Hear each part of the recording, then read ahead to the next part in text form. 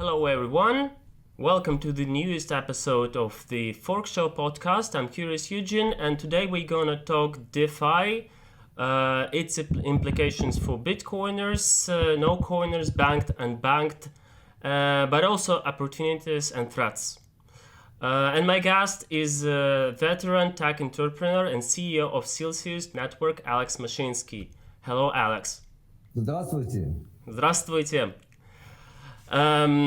So, it's not that people from scary corporate world are the regular guests for us. So I have read a couple good things about you, but the tradition is that we don't believe corporates. I have to ask you first, what are your thoughts on Bitcoin? Right, so Celsius is not a typical corporate company, first of all, right? So we are a members organization. So we created Celsius for the community. We never raised money from banks or VCs or big investors. We did an ICO back in 2018. 1,500 community members gave us Ether and Bitcoin. So we would build a system so everybody could earn interest on their coins. Yeah. And that was a promise. We delivered on the promise. If you read our white paper, you could easily find it on the internet. You can see that everything we promised, we did. And Celsius is the first company to pay interest on crypto. So before Celsius, if you gave your coins to Binance or to Coinbase or to any exchange, they didn't pay you any interest. They use the coins, they make money on your money, but you did not make anything. So Celsius decided to give 80% back to the depositor, 80% back to the community. And that is something that no one has done in banking, no one has done in crypto, and no one wants to work for you or help you with your savings or with your money. Actually, earnings on your savings have gone down dramatically over the last 10 or 20 years, and it's going to get worse and worse and worse. So we are seeing, we think that Celsius is the solution for that. Celsius promises to basically pay interest to 7 billion people on the planet, and through that bring many, many new users into crypto. Because one of the biggest problems of the industry is the fact that we don't have enough new users, and they don't want to come because they're scared, they don't believe in Bitcoin, or it's too risky for them. But when you show them they can earn interest, then they change their mind. It's an easier way to bring people into crypto. So to answer your question, I'm a big believer in Bitcoin. I think Bitcoin is the best non-correlated asset into this crazy economy that we are all part of, where one government after the next is printing money like there's no tomorrow. And again, the rich people are the ones who are making all that money. The people that just have a job, that try to pay for their family, can't save anything, and even if they do save anything, their money cannot make money. So Bitcoin has outperformed any other asset class in the last 10 years. In the last 5 years, no matter how much you measure, it is done better than the stock market, than the bond market, and so on. So I think for young people, for people who don't believe in the corporate or the government systems, supporting Bitcoin or investing in Bitcoin is probably the best way. Okay, you were born in Ukraine, raised in Israel, went to the US at a young age, and then did a couple of startups, like actually many startups like 10 or so, I think. I've read of you as like pioneer in internet voice communication back from 1994, and then that another industry was just starting. What was different back then? Yeah, so I was born in communism, USSR, in the Ukraine, and I grew up in socialism in Israel. And when I was 22, I moved to capitalism, right? So I tried all three systems, and each system has its benefit and drawback. It's not like capitalism is a perfect system. In America, where everybody thinks everybody's rich, and most Americans don't have money to finish the month. They cannot, they don't have $500 if there is an emergency, right? So most Americans are living under this tremendous pressure, paycheck to paycheck, just like most people on the planet, right? So, and I grew up with that pain.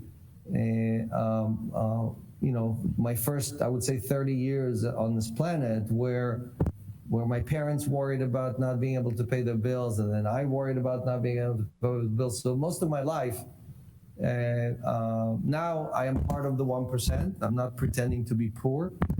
But because I know how painful this is and how stressful it is, I decided to do something about it, not just talk about it or give money to philanthropy or anything like that. And if you look at my entire career, you would see that almost every project, Celsius is my 8th company, but every project I did was always taking power from the big, powerful companies and giving it back to the people.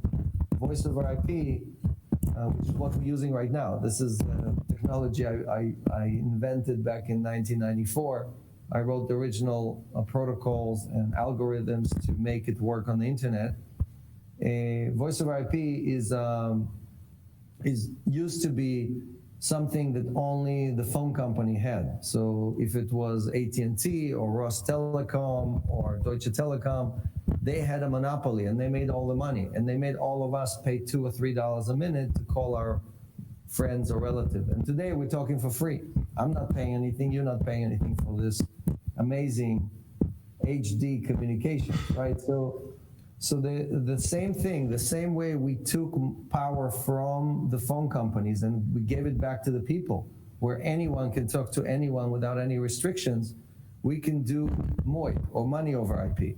So we're going from voice over IP to money over IP, and I'm pushing to take the power that the banks and the financial companies have and the very rich people have and give it to all the people. Really, all this company does, Celsius does, it took all the secrets that the rich people have, and it's using the same secrets to make money for the company, but the company always gives 80 or 90% of the profit to the depositors.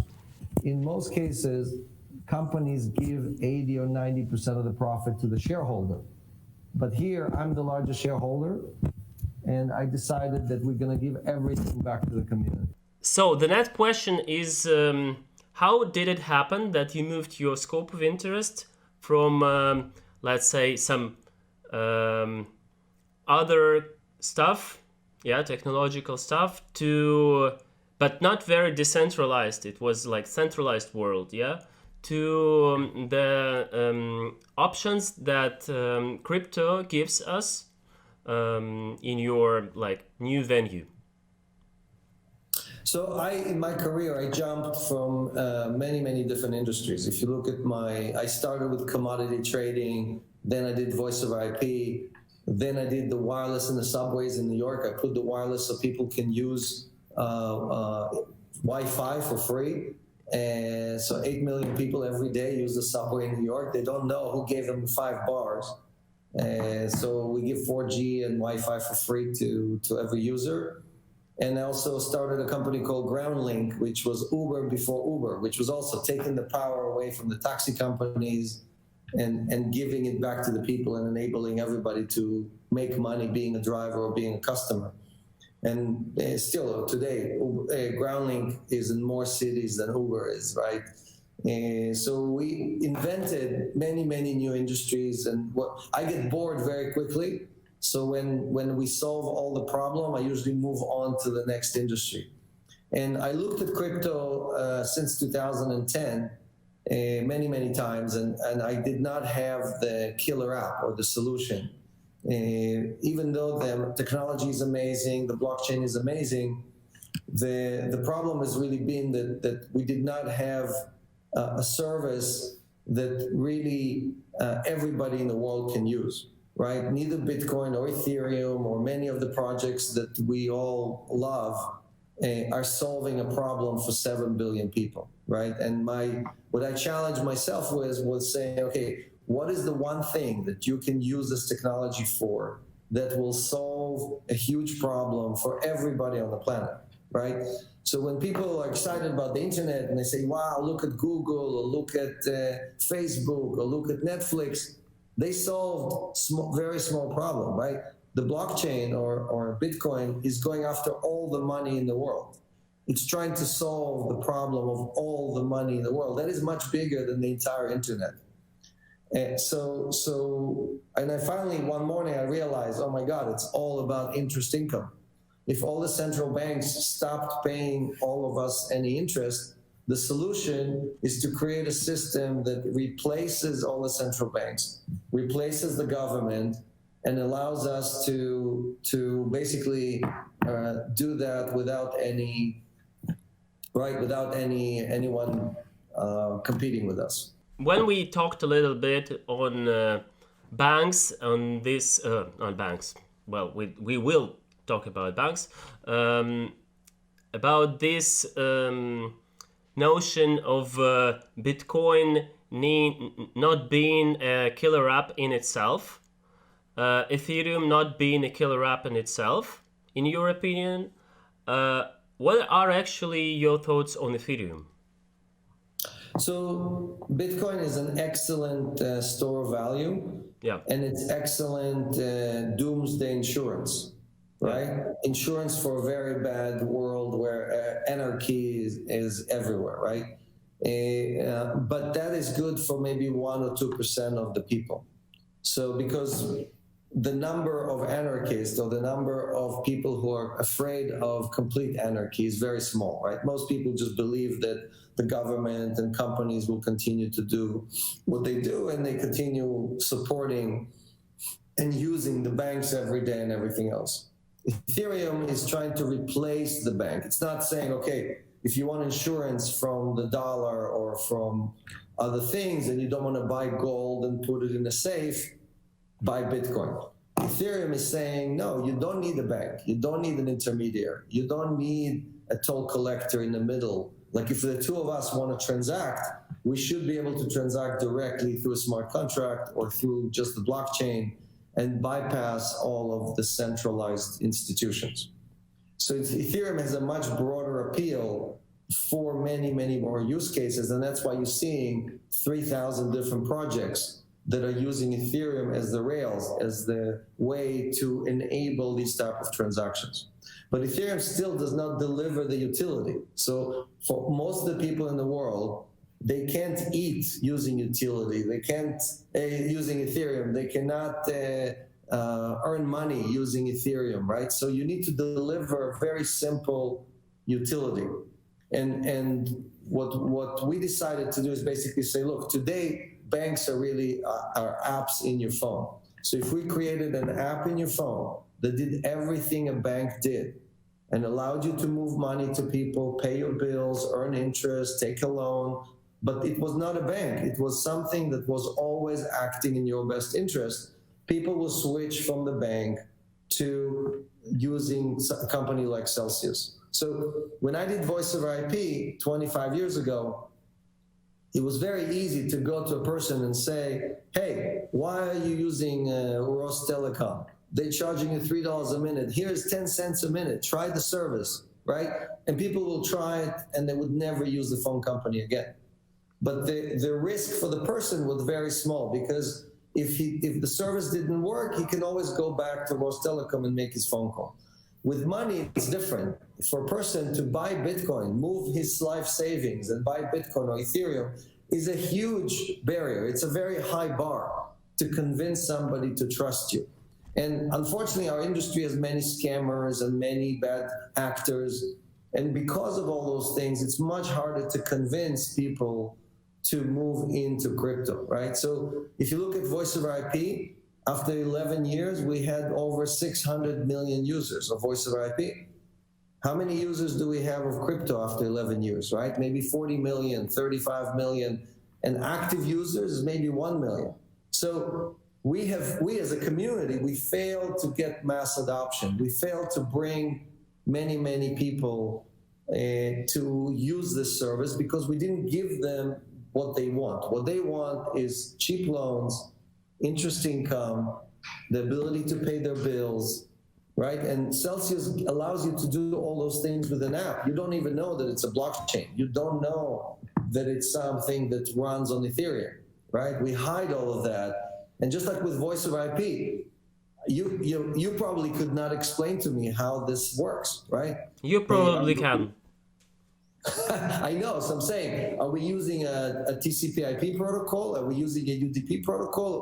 What type of compression do we use? What type of session protocol do we use, and so on, right? So, but you don't need to know it. You just click on a button and you can talk to anybody on the planet. So that simplification has not happened in finance, and definitely did not happen yet in the crypto world, where we are still doing what I used to do in 1994 when I wanted to talk to somebody. I had to type in their TCP/IP address and initiate a session and check with them. Hey, are you on the computer right now? Can you accept my request? Okay, let's start a transaction. That's what we do every day with crypto. So we need to, if we want to bring many people, and the reason to bring many people is that's the only way your coin and my coins are going to be worth more. We need more users. That's how it works. So I'm just focused on bringing 100 million new users into crypto and giving them a service that they all want, interest income. And now finally we have competition. Finally people are saying, look how well Celsius is doing. Let's copy them. And that's a great thing. But we set the bar so high, anyone who wants to compete with us has to give more than 80% to their users. Otherwise, their interest is going to be lower, and they're not going to be doing enough for the community. So we are forcing everyone to do the most for the community. You understand? We are killing the centralized model. We're killing the corporate model. We're killing the bank model, where they keep all the money and they give it to their shareholders. And we are forcing everyone to be even more generous than Celsius is to the community. So don't you like those new banking apps like Revolut and stuff? Yeah. Yes. So let's talk about those companies. Yes. So first, they're great companies. Yeah. But really, they're just a wolf in sheep clothing, right? What is Revolut? Revolut takes the little bit that the bank gives, right? 1% or 1.5%, and they subsidize a little bit more, and they say, hey, use us, we give you 2%. But the money still goes into the banking system. The money still goes to the rich people. You know, the average bank, think about how the bank makes money. So I make a deposit, I get paid, right? I work, I get paid, I take my money, I put it in the bank. The bank immediately takes that money and lends it to you on your credit card. Now, it pays me nothing, because unless I go and click 10 buttons and move the money from the checking account to a savings account and watch it every week, I earn nothing. And most of us have $1,000, $2,000 in the bank. We're like, forget it, it's not worth. For 1% a year, why would I move the money? It doesn't earn anything. So for most banks, for example, JP Morgan, the largest bank in the world, half of the money they have, $7 trillion, is earning zero interest because the customers don't bother to move it to a savings account. So the bank, JP Morgan, turns around, lends it to you, they charge you 24%.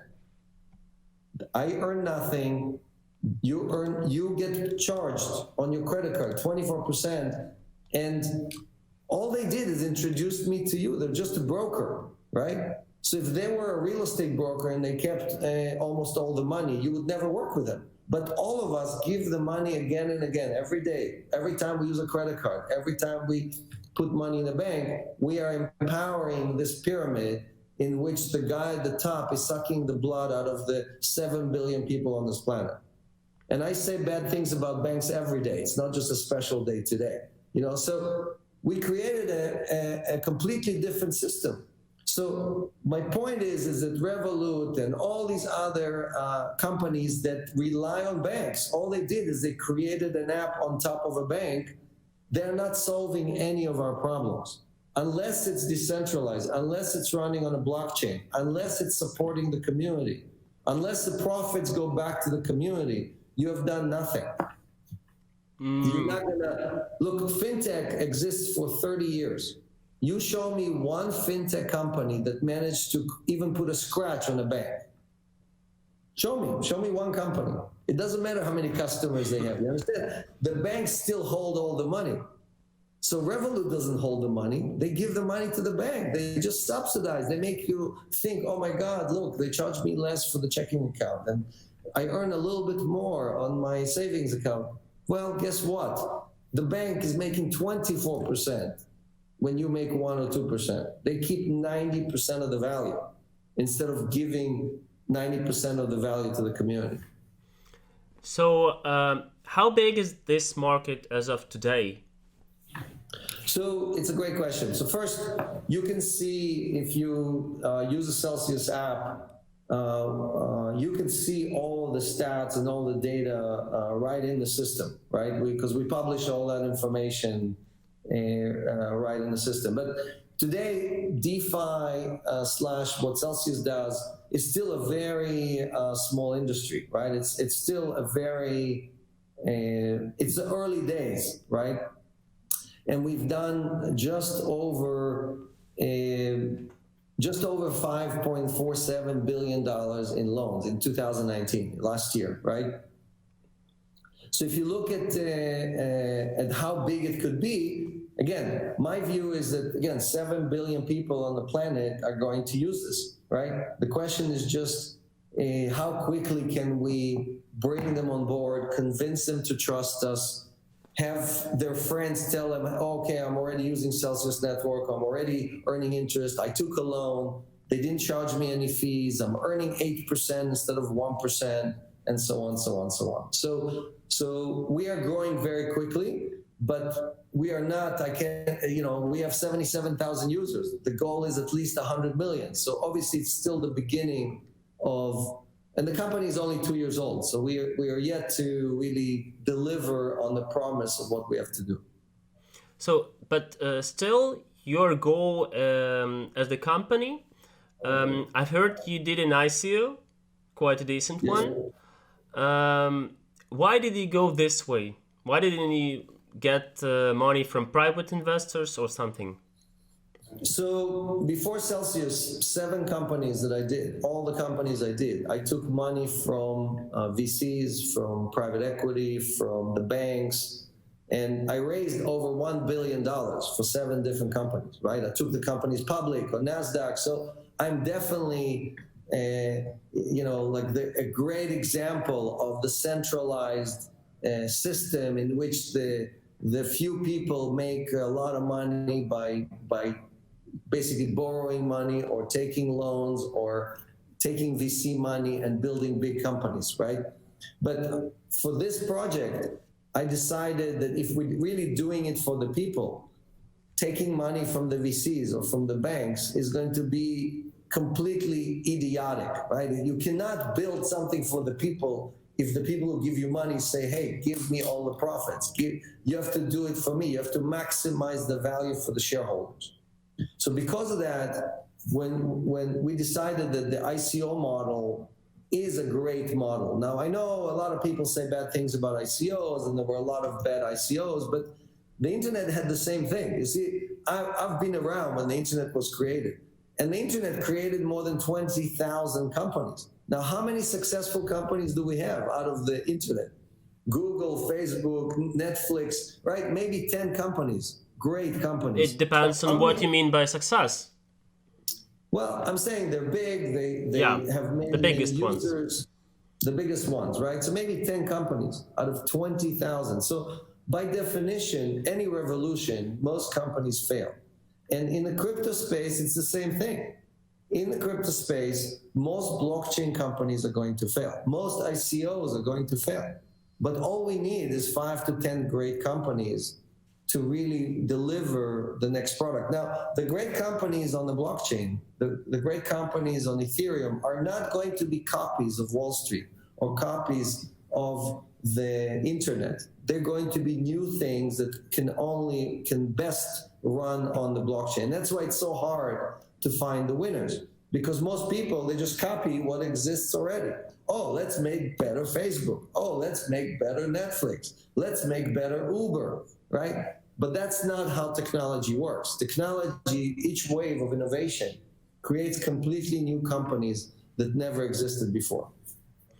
It has been reported that like 65% of the whole lending volume is provided by only two platforms together. These are like Celsius Network and Genesis Network.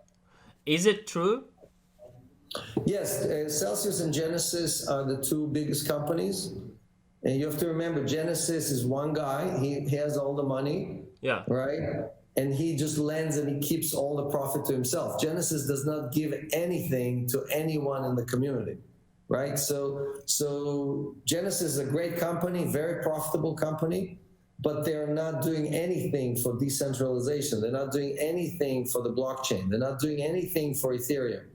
All they're doing is making a profit and taking the profit outside the community.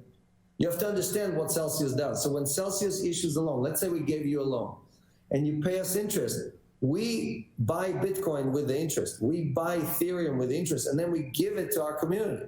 So we never take money out, right? All of our profits go back to the community as Bitcoin, Ethereum, Litecoin, and so on and so on. We have 25 different coins. What's your model then? Our model is to give Bitcoin to the community. That is the model. Okay, and how you profit? I am the largest. Basically, I have more cell token than anyone else. So I profit from being part of the community, right? So I don't need to profit from being the shareholders. I can always profit from the token, from earning interest. I have $11 million deposited at Celsius, right? So because of that, I benefit to earn interest. I benefit when I get Bitcoin. I benefit when the cell token price goes up, just like everybody else. There's no difference between me and you depositing in Celsius. We get pro rata. We get exactly the same interest. We get the same distribution, pro rata. If you put 10 million, you would earn exactly the same like me, right? And so on. So none of the other companies in the lending business are doing that. They take money out of the business. When Coinbase allows you to buy and sell Bitcoin and then make a profit, where does the profit go? They don't buy Bitcoin with it. They take the profit and give it to their shareholders. You understand? So we, the community, have to decide, are we doing it in our best interest? Are we doing it for ourselves? Or all we created is more toll collectors, just like the banks. They're just not called a bank, they're called Coinbase, or they're called some Genesis. But all they do is they collect fees and they give it to their shareholders. Is it good that there are like 2/3 are the two companies for this industry to can we still call it decentralized? So we never claimed that we're fully decentralized. Yeah. We have one leg we support 13 different blockchains, 25 different assets, 11 different stable coins. So we have our fingers all the way in and different. We are using smart contract. We use multi-sig. We use MPC. So we use all the technologies that Compound and Maker and everybody else is using. But we also have one leg in the centralized wars. We use Amazon, we use other, we use Azure like Microsoft and so on. Why? Because if you want to deliver the experience that the banks deliver, you cannot just do it on the blockchain. And even though I love DeFi, the problem with DeFi is that if DeFi is not for the layman, it's not for the person that does not know anything, it's for the expert, right? And there's just not enough expert in our community. So DeFi is not going to grow the community as quickly as we need it to grow. What's going to grow the communities is people being able to download an app, click a button, earn interest, or take a loan, or make a payment, right? And that's what Celsius does. It bridges the two worlds. DeFi is saying, no, we're not going to touch the old world. We're just going to do stuff that is inside the blockchain. And I think while it's a good thing for people who are inside the industry, it's not a good way to bring hundreds of millions of new people into the community or increase the value of Bitcoin and Ethereum. So then you just like mentioned MakerDAO, Compound. Could you tell our audience a little bit more about the industry landscape, like DeFi Sure. and decentralized, say, or semi-decentralized lending, so Sure. So we can understand a little bit more. Sure. No, it's a good question. So first, let's start with blockchains, right? So it's not just that there are different blockchains like Bitcoin and Ethereum. Really, there's three different families of blockchains. There is centralized blockchains, which are corporate blockchains, like Libra, like JP Morgan has a Quorum, it's called Quorum, right? And then, so there's many of them, and most people don't even know that these are centralized corporate blockchains, right? IBM has a version of that they use for supply chain and for other things. Then there's government blockchains, like China, the United States are building government-based blockchain that will run digital currencies. And then there is decentralized blockchain that looks more like the internet, but it's not the internet, right? It's a completely separate animal, which is Bitcoin, Ethereum, EOS, and so on. And inside that family, which I'm a big supporter of all the decentralized stuff, right? I hate Libra. I hate the government-based system. All of those systems are very bad, and they're going to cause more and more problems for us, our children, because all they do is, again, take money from the poor and give it to the rich, right? So we all have to support the decentralized versions. We all have to support the different projects. But inside the projects, we also have three different families inside the digital currency side. So we have proof of work, like Bitcoin, right? And we have proof of stake projects. And then we have basically projects that are effectively yield generating. So we have stable coins, which are running on top of Ethereum or running on top of EOS. And we have projects that are yielding themselves, like Dash or like EOS or others, who generate yield for you. You can earn 4 or 5% by just staking those coins.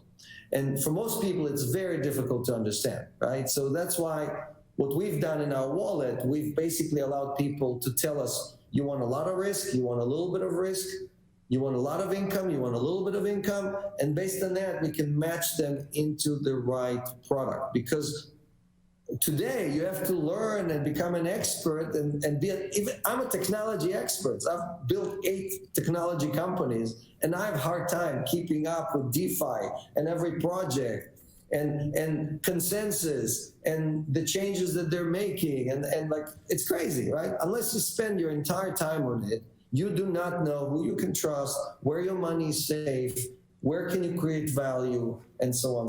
So most people don't have time. They have lives, right? They have their families, they have work, and they need someone to trust who will act in their best interest. And that's what we created, right? A very safe environment where they can say, look, I want zero risk. I don't want any exposure to the movement of these different tokens or coins. And for those people, you have to put them into stable coins. Even though it's not a very good thing. Owning dollars is not a good thing. It loses 3% of its value every year, right? But people feel safe with dollars. So if you're paying them 8% and they lose 3%, okay, they're still ahead, right?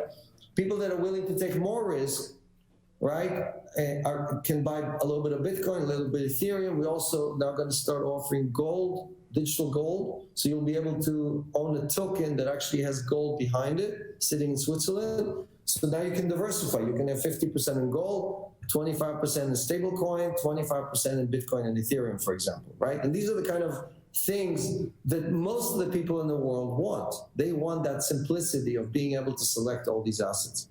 Where today, they have to become a technological maven and choose EOS versus Dash or versus, this or that other blockchain. So it's too complicated and most people don't have the time to do it. So, and where is DeFi here? DeFi, yeah. So DeFi is decentralized finance, right? DeFi stands for decentralized finance. Is a term that basically says we don't need a bank, we don't need a middleman, we don't need a toll collector. We can transact with each other. We have a smart contract. We can put assets inside, and we can either create yield, or we can create loans, or we can basically the smart contract has the rules by which stuff happens. So we don't need the bank to do it for us. We can use a smart contract, and the smart contract charges almost nothing. It's basically free, right? So we're replacing the toll collectors with somebody who's actually acting in our best interest, a smart contract. But as we've seen recently, there were several hacks and exploits of smart contracts and DeFi projects. Because these are such young projects, they still have bugs, and they still have areas where you can just go in, basically steal money from the community. And because of that, we need to be careful to make sure that we don't lose users, right? If we bring a lot of new users and they lose all their money or part of their money, we will lose them forever. They're never going to come back and use DeFi. So what Celsius did is we put an envelope around it. We support DAI. We support many other DeFi projects, but we put an envelope around it where we basically saying to people, look, you don't have to even understand what this is. We will make sure that we only put this in safe places. We will make sure that whatever you earn on DeFi is you're actually going to get it. So we work very closely with a lot of these projects, also with insurance companies and with custodians to guarantee that we deliver the value to the owner of the asset, the owner of the coin or the token that is deposited in Celsius. You mentioned the recent attack, so-called attack on, it was like, Compound and some other project. Could you please explain what actually happened and why these things happen? And is it actually bad or good? Is it we don't know, because some call it a hack, but it's not a hack. Some call it manipulation. We don't know. Exactly. Yeah, it's more manipulation. So look, on Wall Street, computers manipulate the system every day and they make a profit. That's called high frequency trading, right? HFT. The same thing happened here. Computers found a feature of the smart contract and said, if we use it not the way it was intended, but in a different way, inside a block. So as long as we do it inside a block, we basically take a loan, and then we do several transactions and we close the loan, we can actually take money out of the system. Now it's not your money. They basically took a loan, and when they closed it, they had money left over, which they should not have. So it's an exploit, meaning they used the protocol the way it was written. They did not hack the system. They did not go and change the code or jump into somebody's account or stole somebody's money from their private key or from the smart contract. That did not happen, at least not that I know of, right? The people that wrote the protocol had bugs. They thought that everybody's going to use the protocol for good, but people found a way to use it for bad. And when they used it for bad, they effectively stole $1 million worth of other people's money from the smart contract. And this happened several times since Ethereum was created. It's not like the first time that we have hacks or exploits like this. And most projects have these problems, right? If your project is not old enough, that's why Bitcoin is such a powerful coin, because it's been around for 11 years and no one has been able to break or find any exploits or hacks inside of Bitcoin. There was one hack during, I think, a fork, but we managed to solve it easily and there was no damage done to the Bitcoin holders. But the point is that Bitcoin is 1,000 times safer than Ethereum or any new projects, because most people don't understand that the blockchain is a logarithmic complexity. It's not a linear complexity. So if you have 11 years of blockchains, that is logarithmically maybe 1,000 times more powerful, harder to break than a new chain. right? That doesn't have as many blocks and does not have as much hashing power behind it. So, but again, the purpose of Ethereum is very different. And all of this experimentation that we're doing is very good, because you cannot do anything that Ethereum does on Bitcoin or on a centralized system or on Wall Street. You just can't do it. So the new products, the new services that are provided are the future of finance. They are the opportunity. The question is just, how do you take that service and deliver it to 7 billion people? Yep. Because they definitely don't want to wake up at 2 o'clock in the morning because they have a margin call and they have to move coins and make sure that they don't get penalty, because it's a 16% penalty. Some people do this. Some people do, but what Celsius basically does, it guarantees to our users that they will not have to do any of those things, right? So that's the unique feature set that we provide. And at the same time, you still get to keep 80 or 90% of the value, right? So I think it's a very good deal both for Celsius and for the community. Where will lie the future? In DeFi or in what you do, or somewhere in between, or something? Just tell me, please.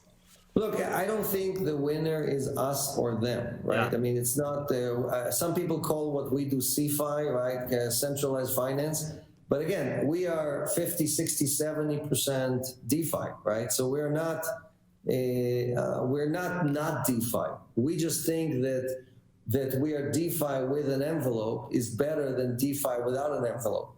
And the envelope is the protection that we give the users because we are acting in their best interest to protect them from all of these things that happen. We did not lose any money in any of these projects because we did not use those services because we felt that they were too young, too new, and not stable enough. You understand? So the decision that each person has to do is, hey, if you want to be up 24 hours a day and manage all of this, great. You can keep 100%. But if you're going to keep 90%, and we will do everything for you on 10 different things. And the Celsius interest rate is higher than the interest rate on DeFi. Why? Because we earn more than DeFi. So it's hard for DeFi to compete with Celsius.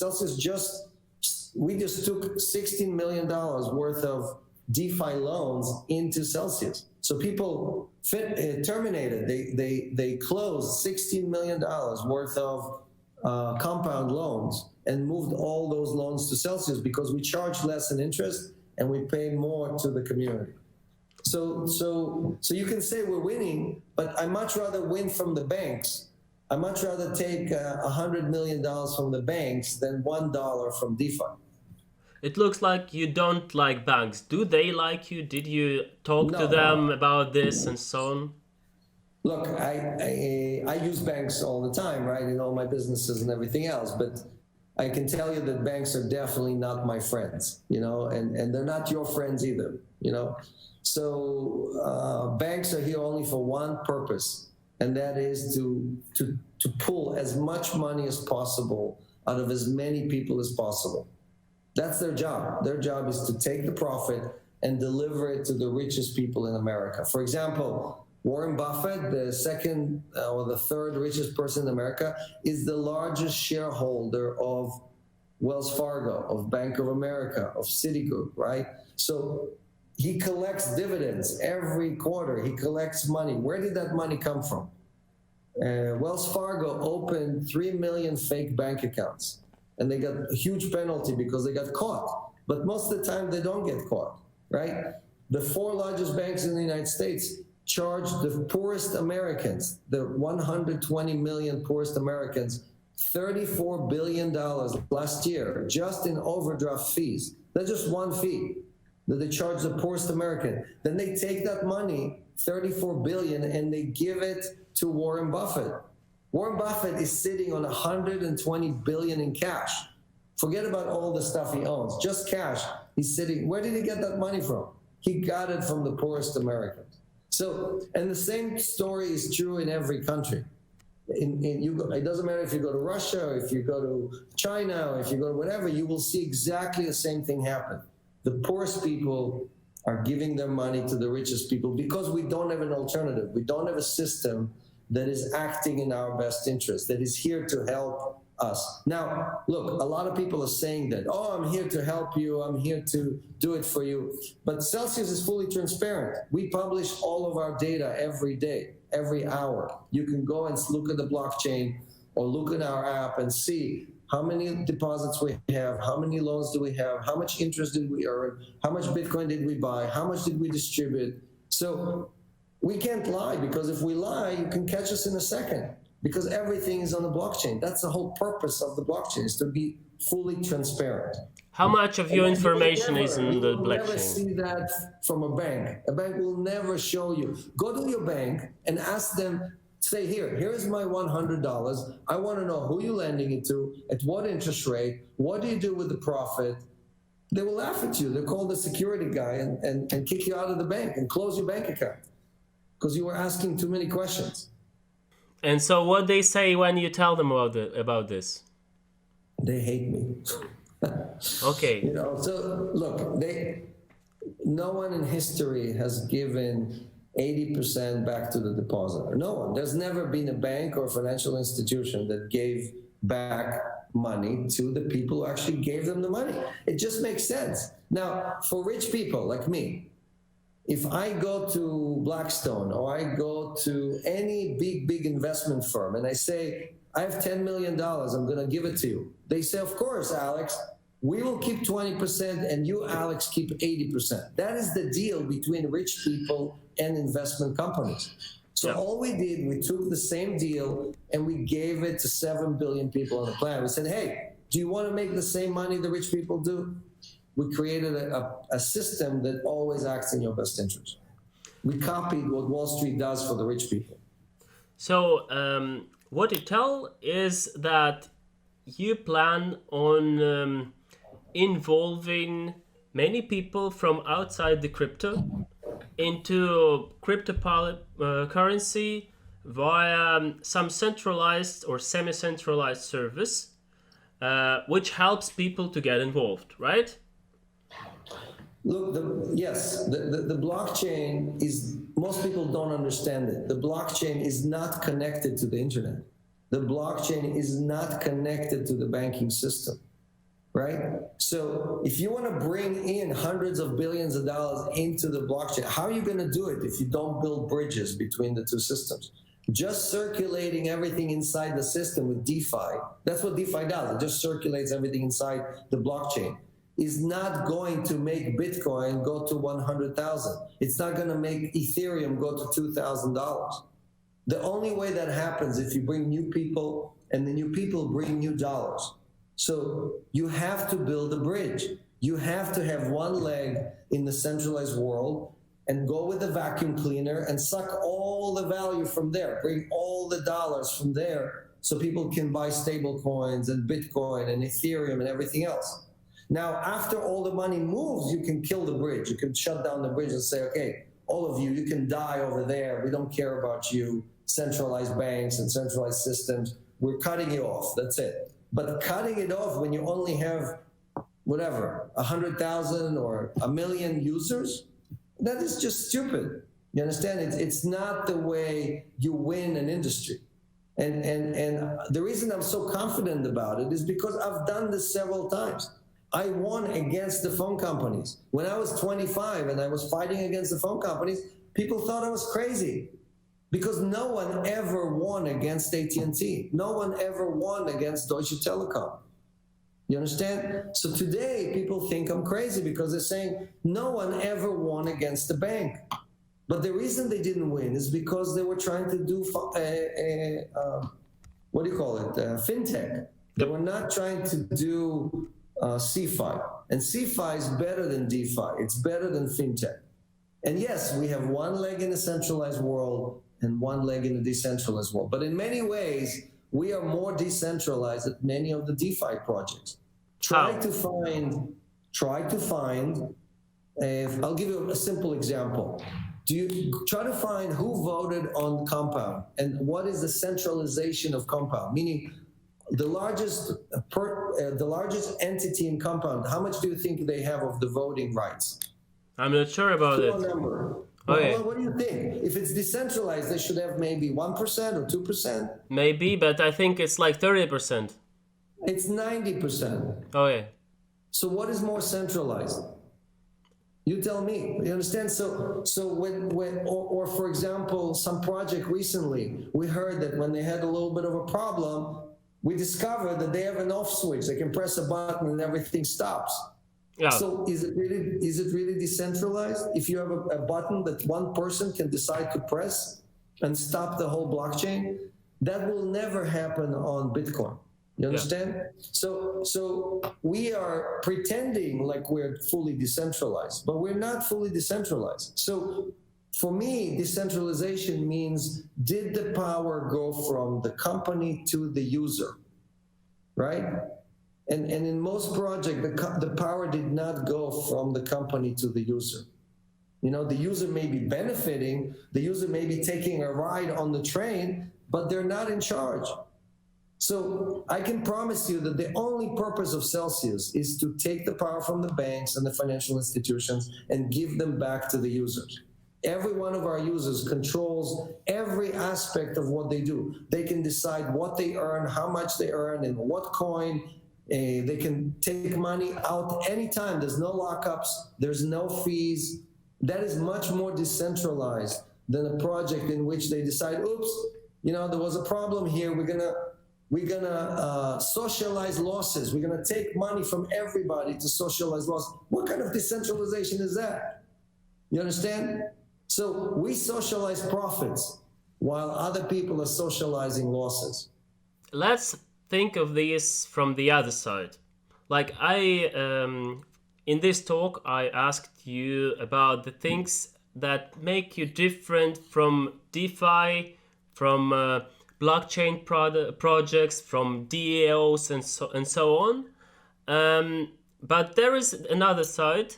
It's like corporate world, like regular stuff, not doing anything with cryptocurrency right now. Some, like, it's already many projects have interest in this they call blockchain technology, and then they do some private blockchains like IBM, like Microsoft, and so on and so on, Hyperledger, etc. Why don't you, let's say, why didn't you go this way, and why wasn't you interested in this? So it's a great question. Look, first, those technologies are great technologies. So there's nothing wrong with Hyperledger. There's nothing wrong with Libra, right? But what do? They take something, a corporate company that, let's say, they take a bank and they make it 10% more efficient. And now the bank makes even more money.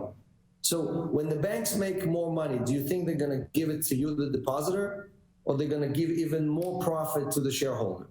So putting blockchain into healthcare or into shipping or into supply chain or into the banking system does not fix the world. It does not take the best from every system, the best from socialism, from capitalism, from communism, and creates a fourth system.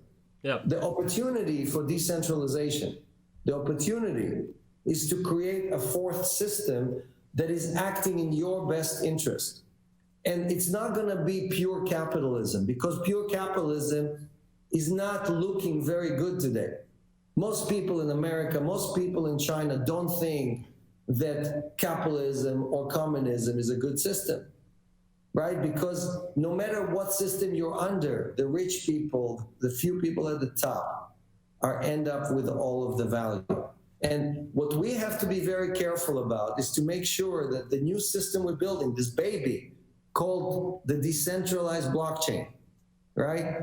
With its first perfect example, right, of a Bitcoin, right?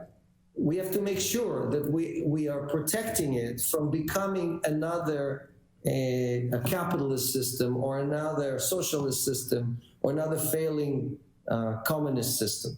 And the opportunity, and that's the challenge. Look, again, the fight is not between us and DeFi. The fight is between us and all of these failing systems. The opportunity is to create a fourth system for the people, by the people. Just like the original US Constitution was created. That is the opportunity. Now, are we gonna stand to the challenge? Are we gonna focus all of our resources and capabilities from that? Or are we just gonna recreate Wall Street inside the DeFi world or inside the Ethereum world and so on and so on? Because that's what's happening right now. Every new company that is created is coming running and saying, oh my God, give us money. We created HFT inside the DeFi. We created futures. We created options. Well, what are you doing? You're just replicating Wall Street. How is that good for the users? How is that good for the person who just wants to save money and pay for their children and put them to college and so on? It's not good for them at all. You understand? So we cannot take the rules and the systems that exist today, and I'm a champion of those. I made billions of dollars in profits for my shareholders and for myself with that system. And I'm saying this does not work because I did not forget where I come from.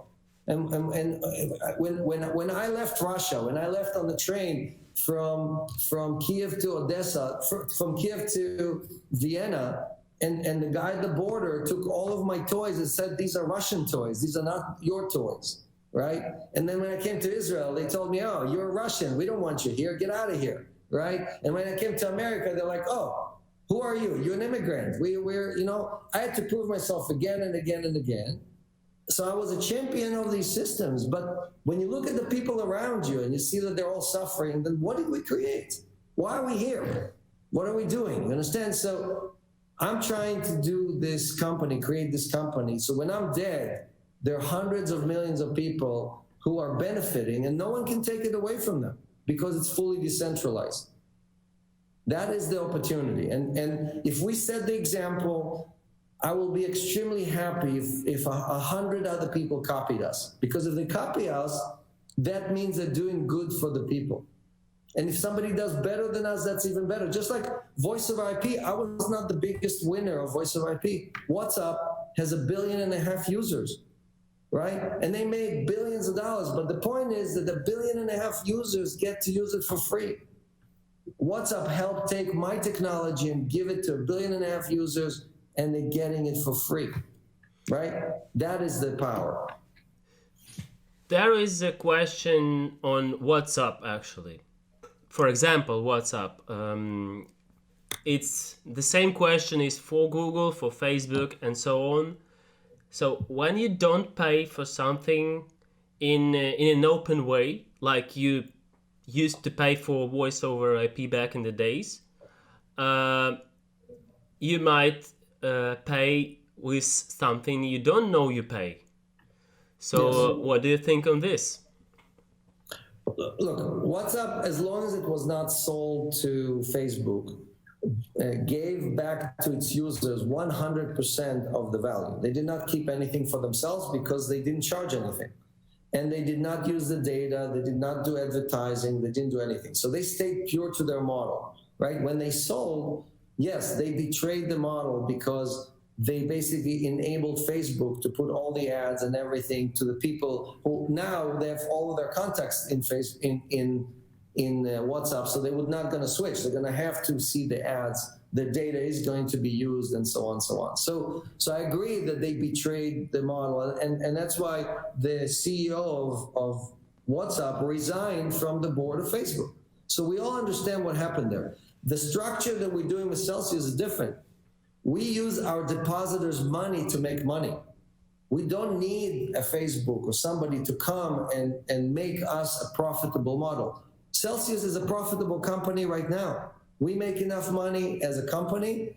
I make enough money as a user of Celsius, and all of the people who are side by side next to me are making enough money. People send me emails and Telegram every day saying how I changed their life, how they can see that they can have a future and they can pay for their family and everything else. And that's what people say, oh, Alex, where do you have all this energy? How do you wake up like this? All I do is I wake up, read a few of these emails, and I keep running.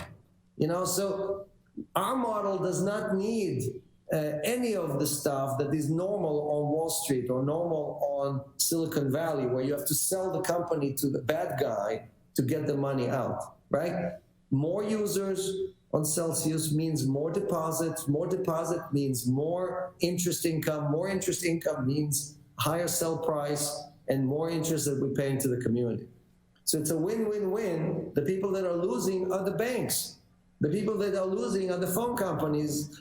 And that's why I always say we go from voice of IP to money of IP. I've seen this movie before. I know how it ends. And we're going to make it happen for hundreds of millions of people worldwide.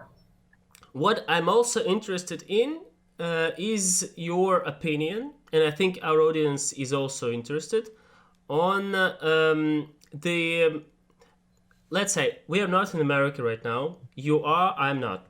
Yeah, and there is something happening about those Libra, Telegram Open Network, etc., etc. And you told like Libra is bad, Libra is not so bad, and then explain why it's bad. But could you summarize all what you think about these projects and the involvement of corporate players and VCs into crypto all in all? Sure. So first, look, Libra has, Facebook has 2.5 billion customers, right? So it's very easy for them to add new services and become a dominant player. But you have to remember that these are the people that brought you fake friends and fake news and a fake president, and now they're going to bring you fake money. The only thing Facebook does not have is your financial information. They already know everything else. They know who you talk to, when do you wake up in the morning, how often do you talk to your parents, everything they know about you. The piece they don't know is where do you spend your money, where do you keep your money, and by enabling Libra, they will get all that information and kill all the banks. So if you hate the banks, do you really want to move that to Facebook and have Facebook own all of that? Or do you want it to be safe, secure, and private on a public blockchain that no one controls? And these are the options that each person has to decide. Of course, it is easier to just use Libra when they launch. It's much easier to do that than it is to do what me and you are doing every day, right? Trying to educate people and convince people that we are building a system for them in their best interest. So each person has to decide, just like you use your credit card, you're voting for the banks. You use Libra, you're voting for Facebook and for corporate centralized monopolies. You use companies like Celsius or DeFi, you're voting for the blockchain, you're voting for decentralization, you're voting for your children. And that is the choice that every person has to make. Okay, but then why many companies try to move into it? Like in a different way, slightly yes. different way, not open networks. Yes, if you are PayPal, or if you are all the companies that join Libra, it's much easier to join Libra and win through that than it is to do, for example, what Celsius does, right? What we do is very hard. It's not easy. It's very, very hard. You know, so we just decided that the principles of why we're doing it are more important than if we are successful or not successful. It was obviously much easier for me to create a corporate blockchain and convince everybody to join that and partner with other companies to make it even bigger. But that's not going to make the world a better place. And we decided as a company that we must do good before we do well. Every morning we must do good. We must help the people. Otherwise, why are we here? What are we doing it for? I already have money. I don't need more money.